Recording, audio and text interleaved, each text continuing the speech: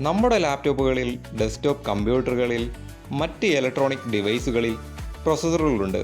അതുപോലെ തന്നെ സ്പേസ് യാത്രകൾ ചെയ്യുന്ന റോക്കറ്റുകളിലും സ്പേസ് ടെലിസ്കോപ്പുകളിലും സ്പേസ് സ്റ്റേഷനുകളിലും പ്രൊസസ്സറുകളുണ്ട്.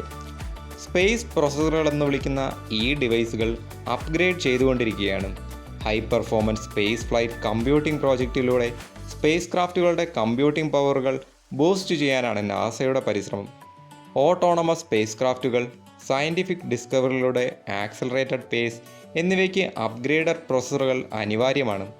സ്പേസിലുള്ള ഹാർഷ് വെതർ, ഡ്യൂറബിലിറ്റി എന്നിവയും ഇമ്പോർട്ടൻ്റ് ആണ്.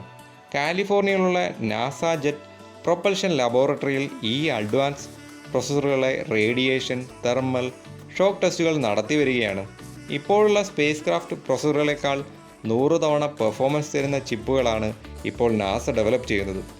സൂര്യനിൽ നിന്നും ഇൻ്റർസ്റ്റെല്ലാർ സ്പേസുകളിൽ നിന്നുമുള്ള ഹൈ എനർജി പാർട്ടികൾ കൊണ്ട് ചിപ്പുകൾക്ക് പെർഫോമൻസിന് പ്രതിസന്ധികൾ വരാം. എന്നാൽ നാസയുടെ ഈ ന്യൂ ഏജ് ചിപ്പുകൾക്ക് ഈ പ്രതിസന്ധികളെ മറികടക്കാൻ സാധിക്കും.